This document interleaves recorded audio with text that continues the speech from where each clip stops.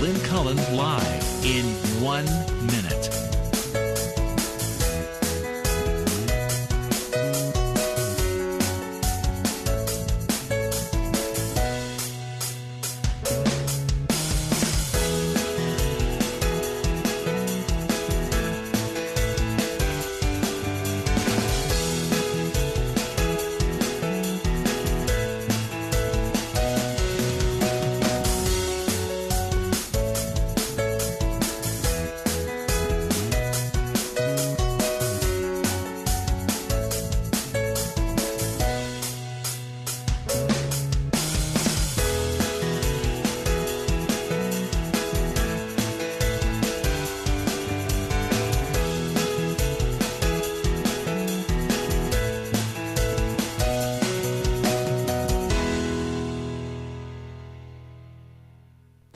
Welcome to Lynn Cullen Live at pghcitypaper.com. Email your questions and comments to Lynn at pghcitypaper.com.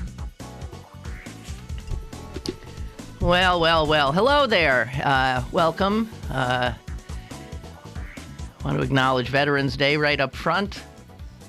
I had to thread my way through the Chartiers Valley Marching Band assembling itself on Grant Street. There is a parade downtown here beginning in a half hour. And, you know, on a dreary, cold November day like this, I just wonder who comes to the Veterans Day parade. I'm confused about parades. I am. I always have been. I don't quite get them. And then on the other hand, when there are more people in the parade than there are people watching the parade, then I think, what's the point of this? And I suspect that will be the case today. But maybe I'm wrong. I hope I am. But it's a Monday morning. Oh, and I guess people have the day off, don't they? That's what I'm not thinking. A lot of people do have the day off. So I hope there's no evidence at the moment where in my part of the downtown that anybody is going to watch all these veterans parade today.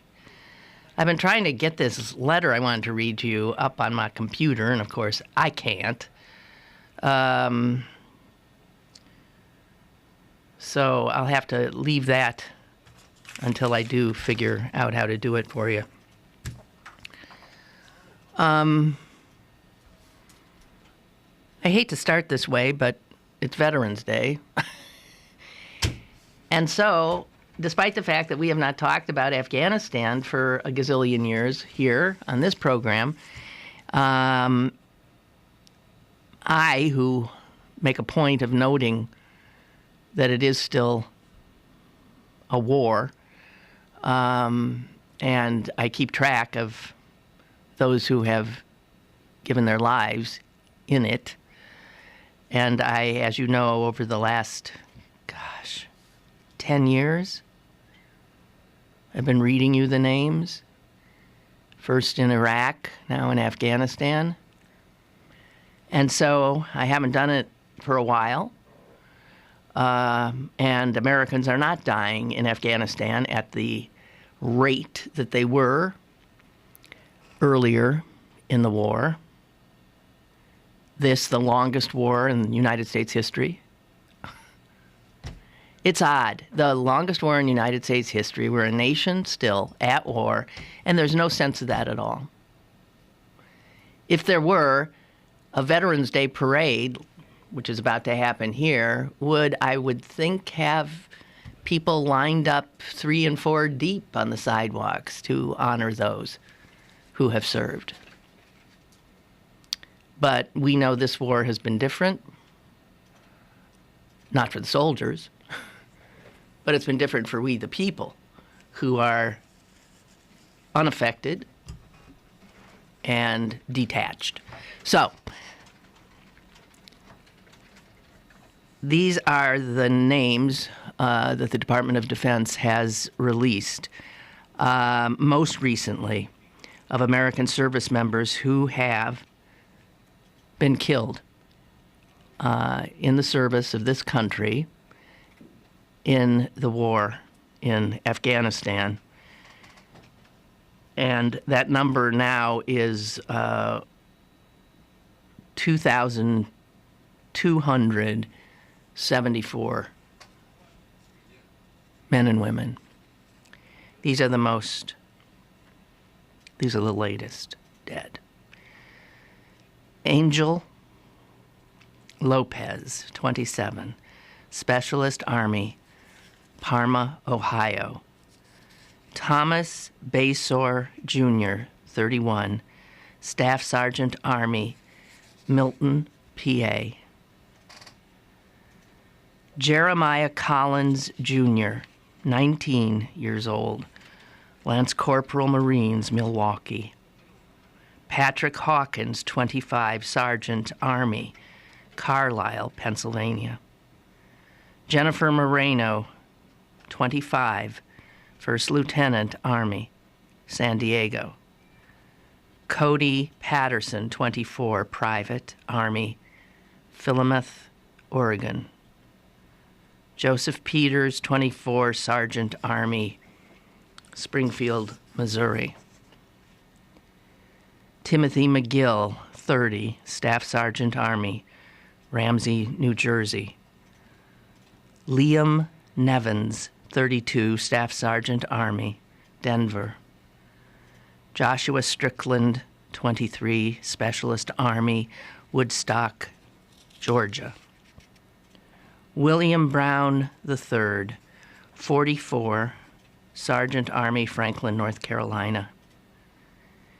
James Wycliffe Chasson, 22, Specialist Army, Edmond, Oklahoma.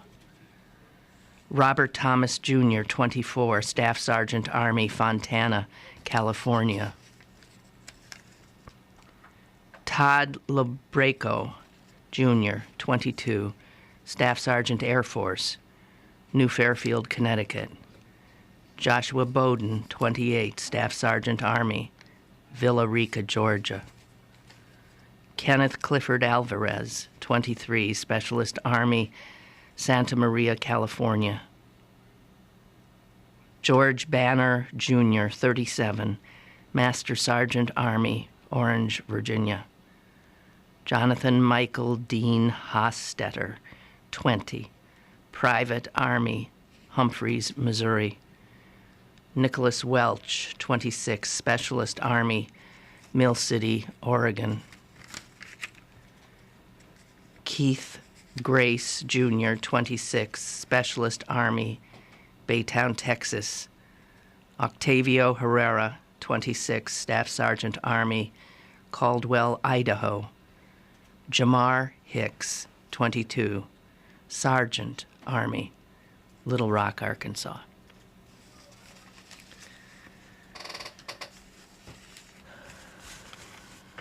So,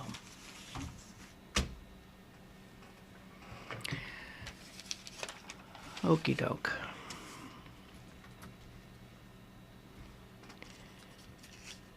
I always find it hard to continue after that. So, speaking of those killed in action, I couldn't wait to see what the apology on 60 Minutes would be last night for the report on Benghazi, which aired 2 weeks prior, which they retracted, and we were told would apologize for on last night's program. It was about as mild and weak an apology as I've ever heard, befitting a politician caught with his pants down. It really was. I was stunned by it.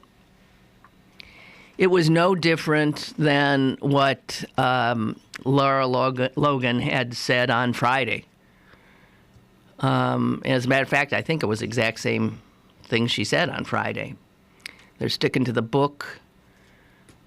They really didn't explain what they had done, and there is no As far as I'm aware of, there's no investigation into it, no internal investigation. There are no heads that are going to roll. Nothing. They're just going to disavow it while standing by their process, their staff, and all of that. I find it pretty shocking, frankly, and extraordinarily disappointing. Also, it should come as no surprise that a quick review since the retraction of the 60 Minutes Benghazi story of how the right-wing media is dealing with the retraction,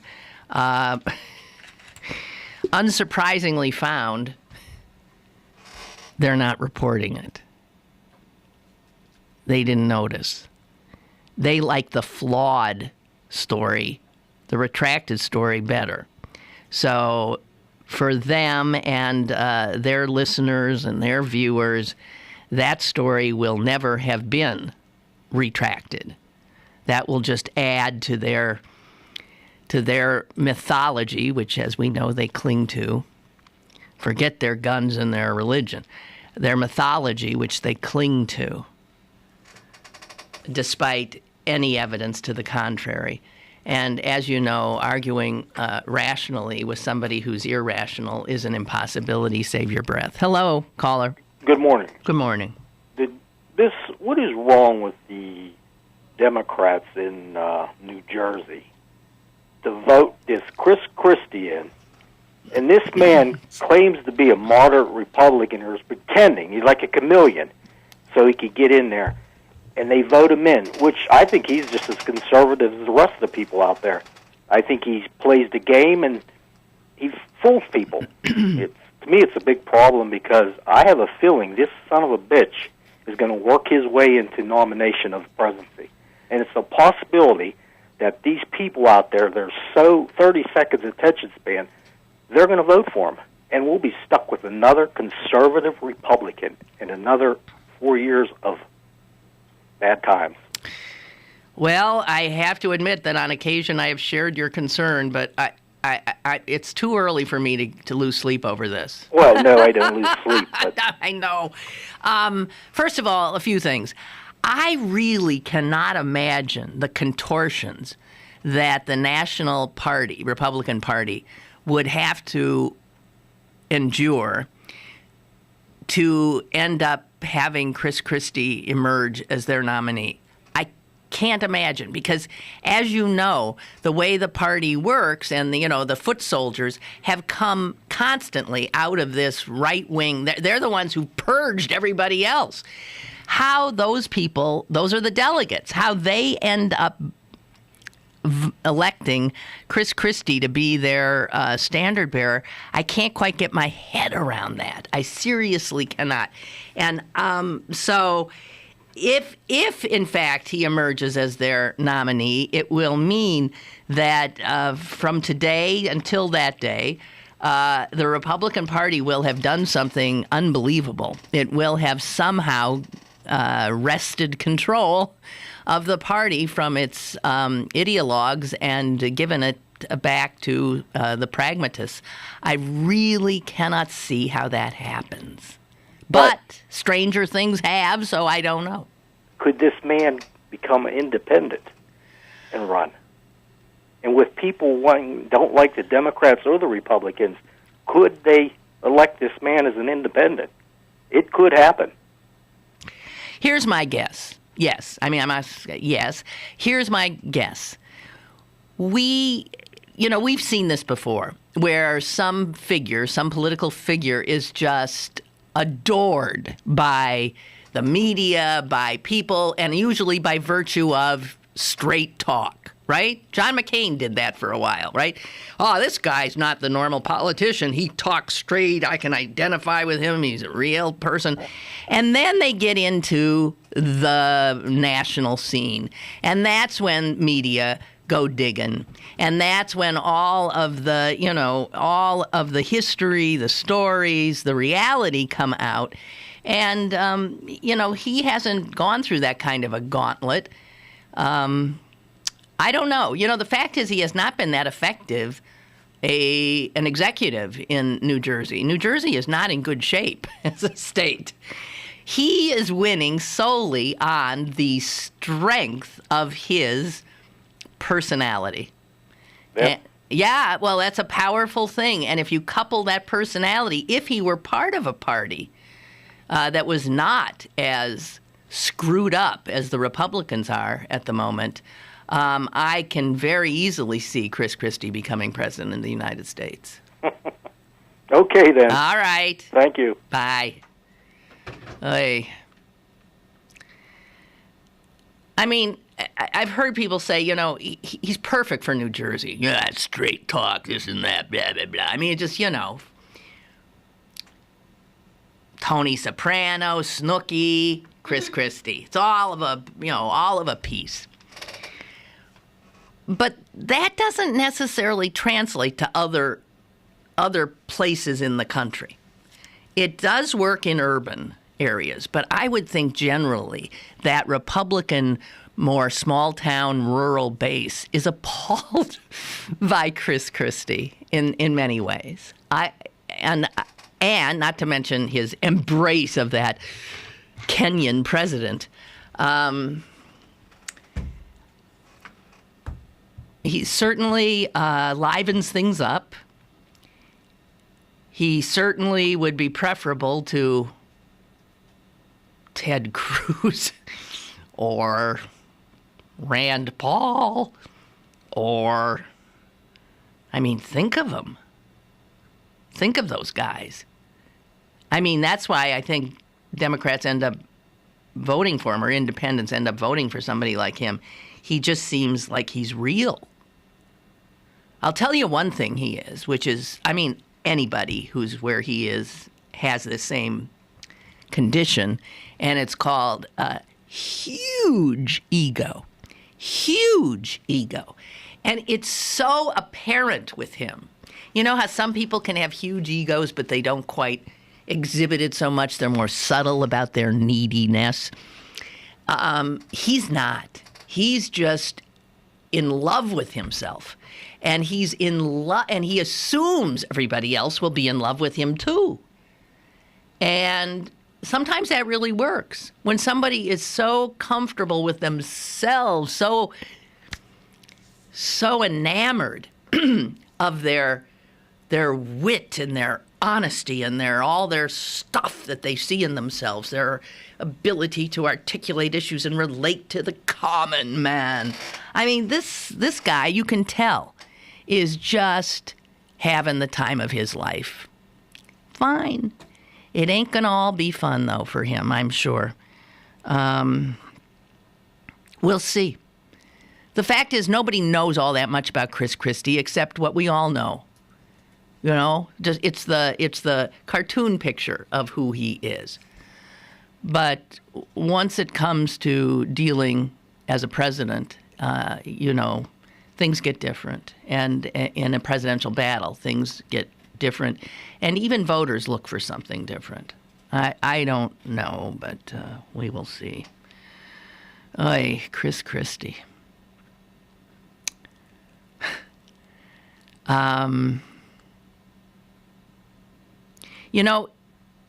He had that surgery, and he is shrinking. But he doesn't seem to be shrinking as fast as I thought he would, because I've had friends who've had that surgery, and they really go down fast if they're doing... I'm wondering if he's cheating. Because, you can eat your way right out of that surgery. You can just, by virtue of putting stuff down, you can stretch. You can stretch things back. He just doesn't seem like he's going to be able to do it. I don't know. We'll see. So, where was I? Oh, and speaking about, one of the things that people are like him for, first of all, he's not like what so many Republicans are. I've never heard Chris Christie intone religiosity. Now, granted, I don't listen to him all the time, or even much, but I've never heard the God stuff, the Jesus stuff, a lot from him. And that's something that I think a lot of voters, a lot of independents, and maybe even, yes, Democrats find very appealing. But it's that kind of thing that is going to just kill him in the party he happens to belong to. It's going to be something to watch these Republicans. It's going to be something. Salon.com had pointed out the Christian rights history.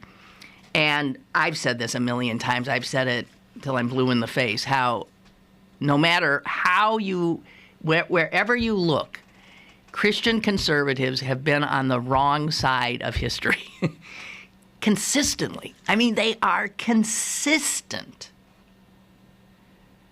They stand in the way of any kind of progress. And it is that fundamentalist Christian right that took over the Republican Party and has now done to it what you see. Christian conservatives were on the wrong side of slavery. Now, you could argue that they were on both sides because a lot of the abolitionists were conservative Christians, although I don't see how you can call them conservative Christians. They might have been fundamentalists, but they were liberal in their... So you had... But the entire South was filled with preachers who preached from the pulpit the noble cause that they were fighting for. And they'd point to the Bible because there's slaves all over that Bible. Right? Yeah. Women's suffrage, unsurprisingly. Christian conservatives were really, really, really against it because it was an outrage to what God had intended woman to be.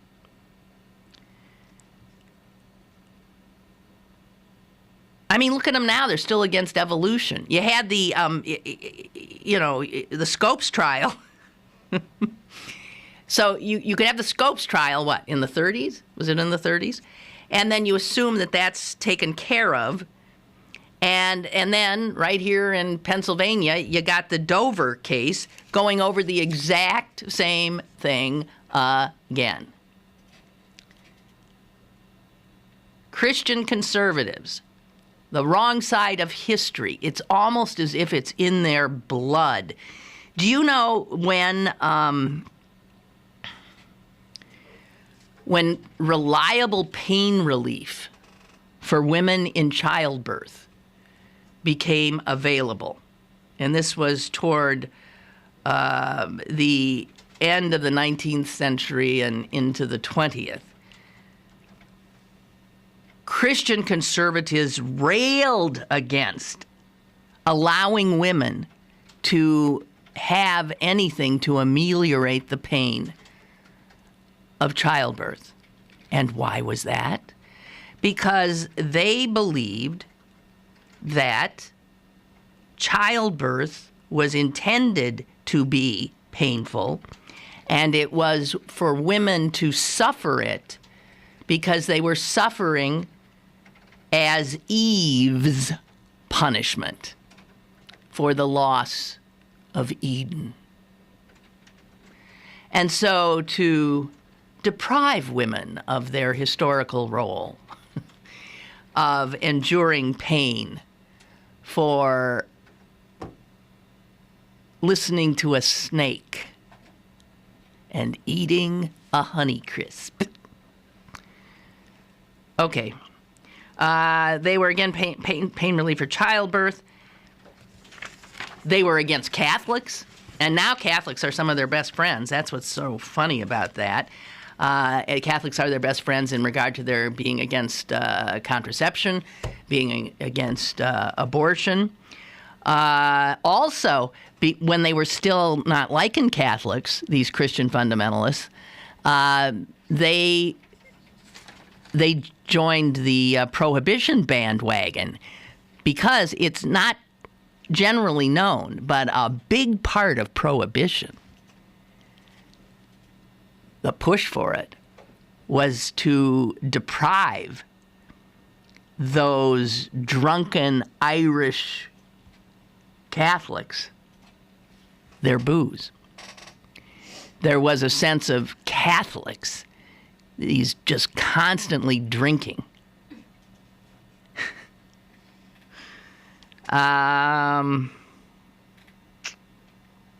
They were on the wrong side generally of the civil rights struggle, segregation, contraception, school prayer. Now we see them on the wrong end of marriage equality. I mean, if you look at their history, and I keep saying, guys, you're on the wrong side. Can't you tell? Can't you tell? Can you look behind you at all the other times you were on the wrong side and see that you're doing it again? And yet, when we look at their political exhortations, they don't think they were on the wrong side in any of those. If they had their way, they'd roll back all of it. Painkillers for women in childbirth, contraception, they'd go back to prohibition, they'd do all of that. Definitely evolution would not be able to be taught. Gays, give me a break. If people didn't want to serve a black person, that was their God-given right. You can just know that those are the days that they pine for. Amazing. Okay, let's get a break. I knew there was a word for that, a break in here, and we'll be right back. Email your questions and comments to Lynn at pghcitypaper.com or call Lynn at 412-316-3381. Lynn Cullen Live will return in a moment. Just in time for the holidays, Little's Shoes is your UGG headquarters. Little's has the largest selection of UGGs for men, women, and children to stay warm with shearling-lined boots, shoes, and slippers. Don't forget to get your hats, gloves, scarves, and more. Bring the entire family to view one of the largest in-store UGG shops in the U.S. All available at Little's Shoes, Pittsburgh's largest family shoe store. Forbes Avenue in Squirrel Hill or littleshoes.com. Download the brand new CP Haps app and find out what's going on in Pittsburgh. It's the free and fun app that puts the most popular events at your fingertips. Text events to 77948 to download now and to be registered to win tickets to Pittsburgh versus New York at Consol Energy Center on November 22nd. The CP Haps app, brought to you by Pittsburgh City Paper. Have a question or an opinion? Call Lynn Cullen at 412-316-3381 or email lynn at pghcitypaper.com. Now, more with Lynn Cullen Live. Okay, I'm going to today's issue of Daily News Nuggets, where history professor Jared Day has compiled some of the more interesting stories from the weekend. And one thing that this is his lead, and he says it is an extraordinarily underreported story, and I agree. Very few people are acknowledging something unbelievably historic and life-changing for unbelievable numbers of Americans and their families. There is a new rules in that the Obama administration has put into effect in regard to the Affordable Care Act. And that is health insurance companies now cannot refuse to cover mental illness and substance abuse as they have, believe me, in the past. Obamacare says health insurance companies must cover mental illness and substance abuse exactly the same way as they cover physical diseases. This is huge. The administration put out new regulations on Friday. Did you hear about this?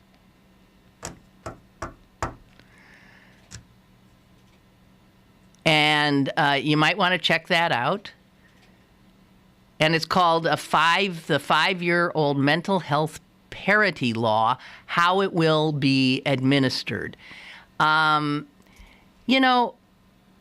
website issues notwithstanding, and they do concern me. I don't think that thing's going to be fixed by the end of this month, frankly.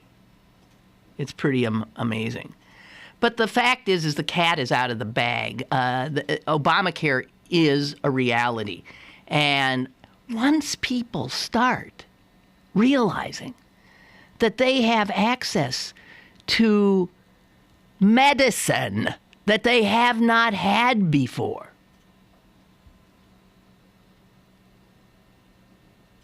that they can get help for mental issues, for substance abuse. I mean, these are huge, huge problems in this country.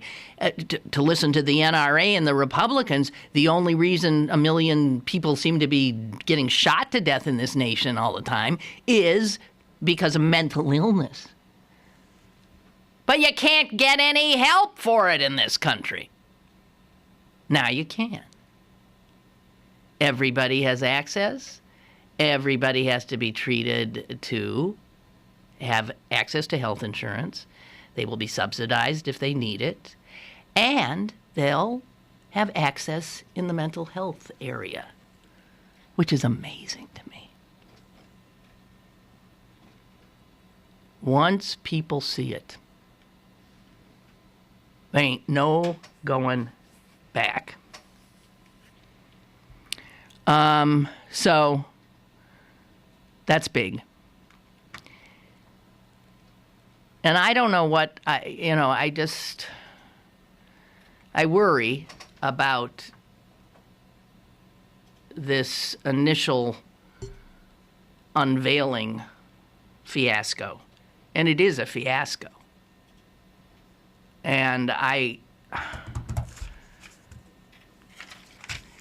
the fact is, it's sort of raising a curtain on something that Americans haven't dealt with, and it's something I know we've talked about over the years, that in terms of the new technology, our government is in the dark ages. The Defense Department's computers don't work with the VA's computers. There's absolutely no rhyme or reason. Things, apparently, according to this Zions guy who the president has asked to try to fix the website, he says, I mean, it's just amazing how much more money government spends to do their technology, and how screwed up it is. They're spending a lot and getting no quality, which is exactly what we worry that government does. And believe me, when it comes to technology, that is going on. Because there's probably sweetheart deals going on all the time. Companies getting contracts that they don't have the expertise to, in fact, deliver on. I don't know. I do not know. Okay, here's a biggie. I'll just give you the headline. Artist nails his testicles to ground in Red Square. I have a picture of him right here. No. Yeah. Here, Jess, you look. Jess is appalled. He's a naked, thin, rather well-built naked man. And he's seated on the ground in cobblestones. And there's a cop standing over him. And, yeah, he looks like he can't get up. Oh, God. He's a performance artist who does pretty outrageous things sometimes, and he was somehow extricated, can't imagine how, and taken to the hospital, and then he was taken to jail, where he will be charged for something or other. A leading Russian theater director called this performance, and that's what it is. It's an artistic performance. A leading Russian theater director called it a powerful gesture of absolute despair. And according to the artist, Peter Pavlensky, he said the protest was in response to Russia's descent into a police state. And it's a metaphor for the apathy, political indifference, and fatalism of contemporary Russian society. I just don't quite understand how nailing your balls to the ground is a metaphor for... I don't quite get that. But I do get that if you do something like that, you get attention. And if you get attention, then you can get your grievance some publicity. So I get that. I do. I think. He apparently has done other things that are difficult in terms of pain. He's wrapped himself in barbed wire. He's this, and that. I mean, he's... Ed says he can't get me. We're working. I've been trying since 10. White circle keeps going around in center. Oh, yeah, that's why I know that white circle. Yeah, but there has to be his. we're thinking it's your problems on your end is what we're thinking. But that's what we always say. Caller, hi. Oops, that's the wrong phone. Hi, caller. Yes, now that's a Daily News nugget. Or two. I had to get that joke out of my All system. right. Can you imagine? I mean, Oh, no. For the As soon as sake you of said, art. Yeah, an artist nailed his, testicles, and of course, every guy listening to you went, they just buckled over in pain of the thought of it. But he did it. Oh, yeah, you can't. See, and that's one of those things I think Eddie Murphy or somebody did a whole bit on that. You can graze testicles, and it hurts. You can what? Yeah, I can't testicle? even imagine. You can graze? Yeah, you can graze them. You could just kind of touch them, and a guy will buckle down in pain. They're delicate, man. Well, it's one of those things that unless you could do a Vulcan mind meld, nobody, you can't understand. There are certain things that women go through that a guy will never understand. Right. And that's one of those things that a woman will never, because you don't have them, understand. That's right. But if God was so ingenious, why did he leave them dangling out there to get, why weren't they tucked inside the body to give them protection? Oh, that was to protect women against rape. See, God thinks ahead. He gave man all this sexual drive and made them big and made women weak. He said, I got to give them some kind of way to protect themselves. Oh. Kick them in the nuts.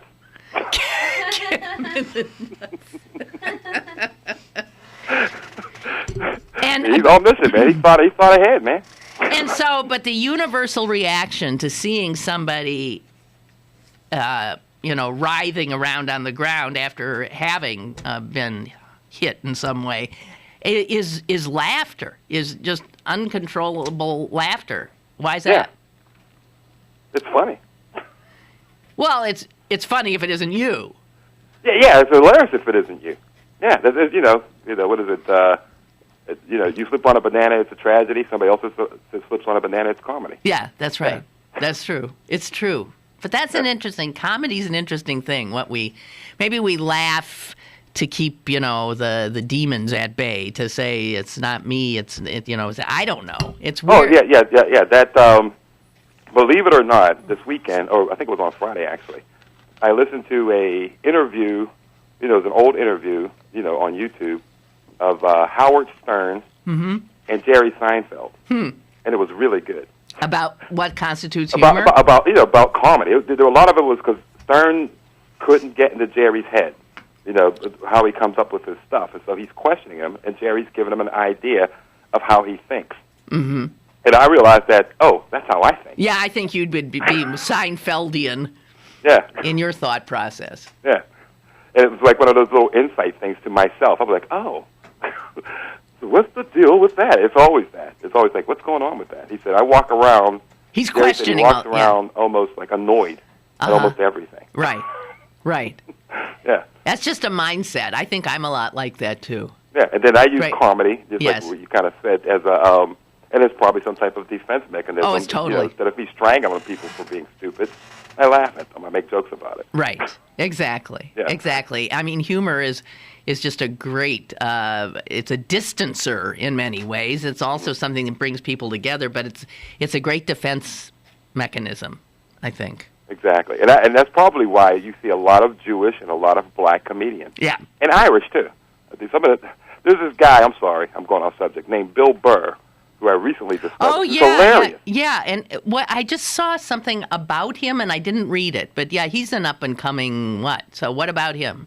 He's hilarious. Yeah. He's one of those, he's basically observational. Yes, that's and the way he performs. And I tell people, he was doing this bit on building a table and arguing with his girlfriend. Yeah. And who hasn't been there? Yeah, who wasn't even on stage. But he takes your mind off stage with this woman standing there that he's getting frustrated with. Yeah. And when he's that good, he's good. I said, wow, he's good. He's answering questions and responding to nothing. But it's excellent. I went, wow, that guy's good. And I've watched his stand-up, I think there was 3 that I found on YouTube, multiple times. It holds up. I mean, you can watch the same stand-up routine. Pardon me? Do you watch the same routine? There's 3 different ones that I've seen, and I've watched each of those 3 multiple times. Wow. Yeah, because it's that thing. He's so good, Because I watch comedians all the time, like even old ones, like Jack Benny, and George Burns and things like that. But this guy, I don't know why. I said, one of them's from like 2005 or something. I'm like, why haven't I ever heard of him? I don't know. You know what? It's a sure sign you're getting old, buddy. Yeah, I'm old. Yeah, you're old. You're out of the loop. Yeah. I mean, when you look at the magazines at the checkout, in the grocery store, do you know any of the people that are like featured on those, celebrity magazines? First of all, you made an assumption that I look at the magazines at the grocery store. Well, you're standing there. You don't have to pick them up. I'm saying you look and you see what's the cover story and the this and the that. Do you even know who these people are? When I do look at them, no. Normally I don't. I don't either. But me in the checkout line, I'm actually talking to the people behind me, in front of me, across the aisle. I talk to the humans in line with me. I'll do something like really stupid. One time I froze in place. Are you kidding? I didn't move up. I just stood there like a mannequin for at least 10 seconds. And just everybody looked at me real confused. And then I just started moving like time stopped. I got such a big kick out of that. Oh, you're odd. Yeah, it's fun. You're the shop at Canonsburg to check out people actually know me. I mess with them. Okay. But here's something to do. I'm fascinated, and people, you probably know this because I've talked about it before. I'm fascinated with people in elevators. Uh-huh. Because that's a bunch of strangers stuck in a very small space, often even physically touching each other for a very short period of time.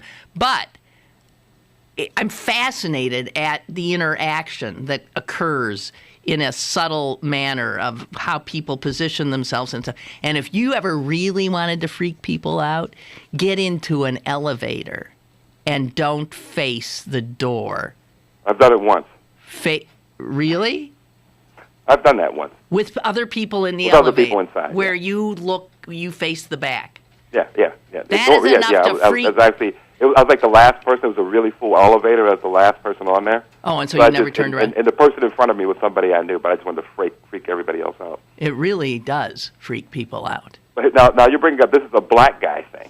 Okay, well, I get into an elevator, and say there's like 3 people in there when I get in. They scatter to the corners. No, I just say hi. Oh, okay. I instantly relax, and I'm like, oh, for goodness sake. So it's like an older person or a woman, like, hi, how you doing? Hi, hello. And then I'll, like, stand, like, dead center or somewhere where they don't feel threatened. Well, why don't you get in and say to the old lady, would you like me to carry your purse? See, that would be mean.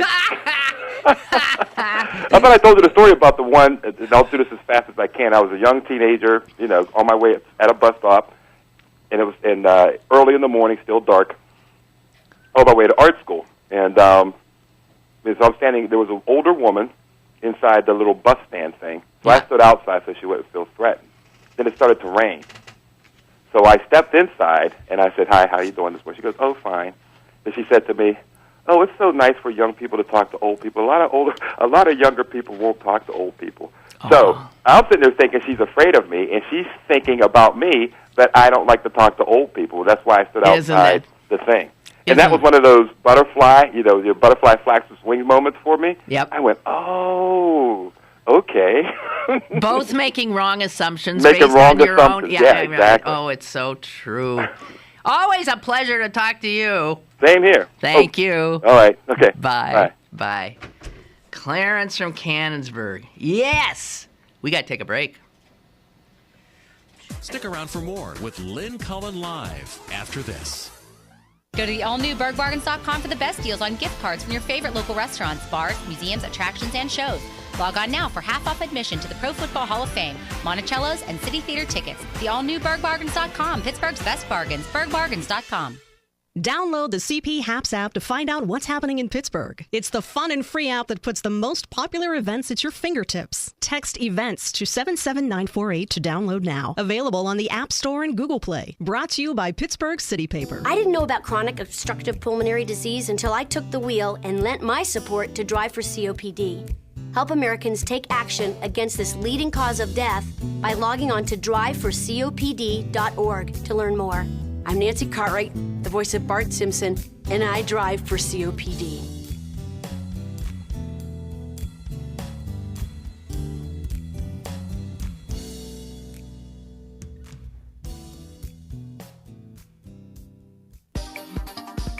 You're listening to Lynn Cullen Live at pghcitypaper.com. Once again, here's Lynn Cullen. Okay, let's see. We got a Ray taking me to task. Lynn, your dissertation on the Christian conservatives is a bit misleading, a wee bit misleading. Don't you think any religious conservatives have been on the wrong side of history? Yes. But we're talking American here, that Christian nation, so I'm talking about Christians. Because I don't think, Hindu fundamentalists had a lot to do with being on the wrong side of American history. Although I have to tell you, there was a picture in the paper today of some Hindu man, part of some religious ritual going on in the Hindu religion now, and he was stabbing himself in the in the chest. It was just part of a ritual, and there were guys standing around him, and he was in a trance, and the people stabbed themselves. I was thinking, you look at those things, and it's easy for me to look at that because that's not my religion. But, my religion has these weird things, too, which I don't practice. I remember once the PG ran a picture on the front page of the paper, and this was like before Rosh Hashanah or something. Our holiest Rosh Hashanah Yom Kippur. And they had a picture of a little kid, and someone unseen adult was like waving a live chicken over his head. Oh my God. And it said something about, the title said something like Jews prepare for Rosh Hashanah or Yom Kippur or something, and I thought, what? What is that? I never in my life had anyone wave a chicken over my head. What is that? But so I found, and that's the media too, going for the most extreme practice. I'm a Jew. I didn't even know of such a thing. But yes, it turns out that very fundamentalist Jews, I guess, wave chickens over people's heads, and then it's like a scapegoat thing, and that the chicken takes on, I guess, is that what I think that's what it was, and then you slaughter the poor chicken and you eat it, and who knows what. I don't know. I don't know. But all religions have these. Well, Christians, where you see like, where's that? In the Philippines, poor Philippines. Isn't it in the Philippines where people regularly get themselves nailed to crosses? Don't you see that? Jess, you never saw that? Oh, man. Oh, yeah. Some guys have done it every year. Every year they get nailed to the cross. People are nuts. But yes, Ray, you're right. Yeah. But they're everywhere. But if we're talking U.S. history, and I'm sure you agree with me here, it's the Christian conservatives who have had the political power in this country. And increasingly it is true that these Orthodox Jewish conservatives also team up with these Christians. So the very, very Orthodox Jews waving chickens and the very, very fundamentalist Christians with all their craziness, and those two see eye to eye on a lot of things. And you're right. Always invariably, wrong side of history. Okay. Troubling piece in the Washington Post today. Replayed in the Post-Gazette. And it's about the fact that the State Department, our State Department, is refusing to give visas to Afghanistanis who served as interpreters for American troops in Afghanistan. And now that we are sort of pulling out, they're left behind. The Taliban probably going to be coming back, and they are assuming, I would think quite correctly, that they're going to get killed. So they are appealing to the American government, which they served, to be allowed to seek refuge in the United States. And they are being turned away. Now, to me, that is unconscionable. Unconscionable. These are people who helped us in very dire circumstances, and now we leave them behind. We did the same to a lot of Iraqis. What are we leaving them to?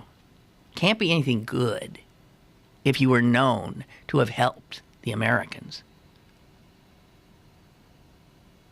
And these guys are receiving form letters saying that they have failed to establish that there was a serious threat against their lives. Look,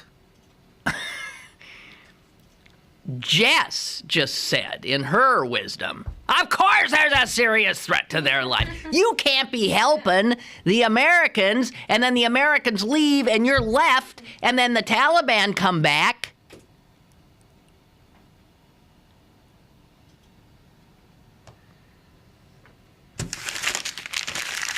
It's stuff like that I just...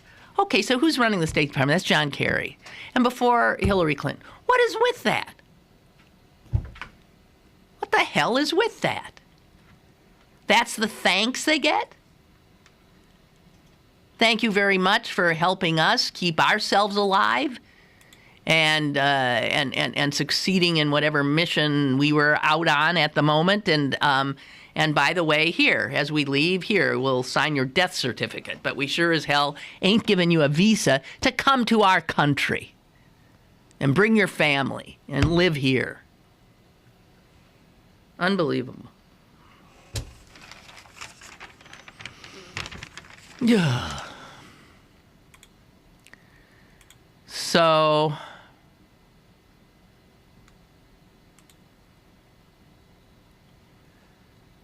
RJ writes, RJ from South Park writes, with the 50th anniversary of JFK's death approaching, we know there's lots of reflection on his life, his death, everything in between. There's a PBS special tonight. There's this Rob Lowe playing JFK in something that somebody else is putting on. I'm not sure who. A lot of stuff. Here are what RJ has sent is the last words of the speech that Kennedy had planned to give in Dallas on November 22nd, 1963. A speech that he never, of course, got to give. Here are the last words of the speech. Neither the fanatics nor the faint-hearted are needed. And our duty as a party is not to our party alone, but to the nation, and indeed to all mankind. Our duty is not merely the preservation of political power, but the preservation of peace and freedom. So let us not be petty when our cause is so great. Let us not quarrel amongst ourselves when our nation's future is at stake. Let us stand together with renewed confidence in our cause, united in our heritage of the past and our hopes for the future, and determined that this land we love shall lead all mankind into new frontiers of peace and abundance. So, he did not give that speech. Cyril Weck's been all over the place, too, because Cyril, as you know, is like a major expert on the assassination. And I heard him on WESA, the noon show with, why am I always blanking on his name? He's very good. Paul, is it Paul? Gold? You know. And he interviewed him for a long time, maybe an hour, the whole show. I don't know. I just came upon some of it. But it was at the very end, and Cyril couldn't go into detail, but he said, you'll have to have me back. And what he was talking about was his belief, and I had never heard him say this before, his belief that whoever was responsible for the assassination of John F. Kennedy were also the same people who were responsible for the assassination of Robert F. Kennedy 5 years later. And I found that, I had never, I'm out of it, I guess. I'd never heard anybody even posit that. And he believes that. Hello, caller? Hey, Lynn. I won't keep. I think I heard that interview. Yes. And I think that whole broadcast was so incredibly irresponsible that I was just appalled by it. I wish you would have brought this up earlier because I'd like to talk to you about it. I only heard that little like that. It was absolutely appalling. Why? I mean, having having him on there and knowing the level of respect he gets in Pittsburgh and treating it and not having an opposing point of view, if someone was not willing to question what they were hearing, they would take that, they could easily take that at complete face value and come to the conclusion that JFK was assassinated instantly. It was so, there was such a lack of questioning of what Cyril Wecht was saying. Yeah, but wait a minute. What do you mean he was, they would come to the conclusion that JFK was assassinated? He was. What do you mean? I mean conspiratorially. Oh. Not by Oswald. I'm sorry. Yeah, you're absolutely right. So you still... But I mean, as in a conspiracy theory, other shooters larger than just Oswald doing it himself. I don't know. You know what? So are you one of the last people who really believe that Oswald was the only person involved? Lynn, I could present you with evidence that when you are done looking at it, you will say there is no doubt in my mind that Oswald did it by himself, and he was just a lone gunman, a malcontent, a lost person in the world, and he did it on his own. Well, there are reams and reams and volumes of evidence that show that, but no one talks about it because it's not exciting. It's not. I'll show you. Shake your head. I'll show you the videos. I've seen a man pull off the same exact shot. From the same, it wasn't in 6 seconds, we don't have 11 okay, but 3 shots in 11 seconds. Okay, we don't have time. We don't have time to talk about all this, and obviously there have been people who put out everybody but me has been accused of being behind the assassination. I mean, I know, but I think Cyril Wecht is somebody that does have standing in this argument.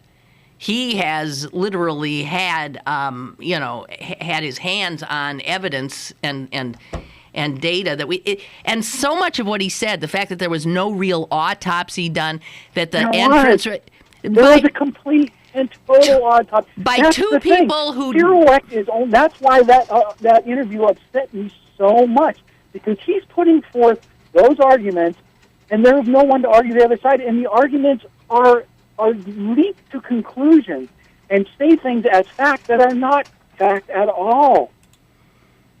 This is why I have to tell you. I would really like to dig into the beat of this. All right. But, well, you know what? I would. Thanks. Okay, bye. Bye, VJ. I would not want to, though. I mean, I avoided always this topic because people are so passionate, but I'm sorry. I did throughout the last 20 years or so, often listened to Doug Hirth, who was very, very well read on the subject, and Cyril discuss this. And I've heard others. I really don't know of, well, never mind. I can't get into it, but okay. All right. But I'd never heard anybody suggest that it was the same force. If you don't believe the single bullet theory, which I do not, I don't know. And Cyril also said that he thinks in about 50, 60, 70 years, the truth will eventually out, which I find confusing. Why would that all of a sudden be true? But whenever the truth will out, no one will believe it anyway, since people pretty much dug in on this issue and are passionate, as you could just hear with PJ. Okay, that's it. And I'll be back in tomorrow. My sister Susan joining us. I already have some stuff I want to talk about with you and her, including a report that Rupert Murdoch is in love. And she's only 90 years younger than him. Okay, we gotta go. Toodaloo, have a good one.